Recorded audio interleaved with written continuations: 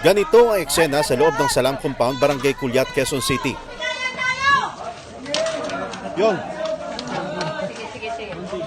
Pasensya na ho kayo. May kiraan lang. No, tita, okay ka lang? Masalimuot ang papasok ng Muslim area na ito.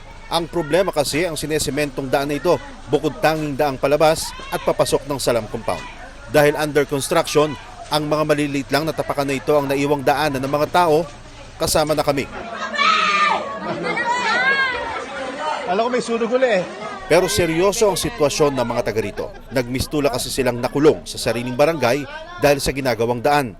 Huwag na muna sana tayo lumabas na parang namamasyal lang tayo. Kasi mahirap po daanan. Ang problema, papaano na lang daw kung may emergency, gaya na lang ng sunog. Oo nga po, kasi one way lang po to. Wala siyang ibang daanan na pwedeng lumabas yung mga tao. Alas 9:30 kagabi, nangyari ang kinatatakutan ng lahat. Isang bahay ang nasunog sa gitna ng dikit-dikit na mga bahay ng Salam Compound. Si Tatay Jainuddin, napatakan ng apoy ang braso at ulo. Nasaktan pero ligtas naman, nawala ng bahay ang matanda.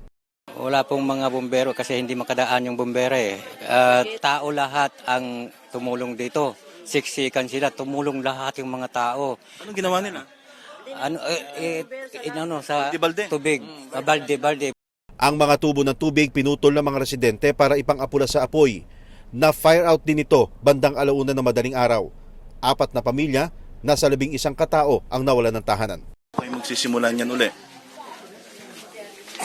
Hindi ko alam. Allah, God, is tumulong sa amin. Pero di pa ito dito natapos. Dahil 30 minutos ang nakalipas, sumiklab naman ang buhol-buhol na wire ng Meralco doon din sa compound. Nagtulong-tulong uli ang mga residente na patayin ng apoy gamit ang buhangin at mga tela. May part 2 pa. Akala namin wala ng part 2 yun. Nag-spark yung mga kuryente. Di man daw naisip ng kontraktor ang kaligtasan ng mga taga rito, magtitiis na lang daw sila sa makipot na daan at magdadasal na di masakripisyo ang kanilang kaligtasan. Benji Durango, para sa Pambansang TV sa Bagong Pilipinas.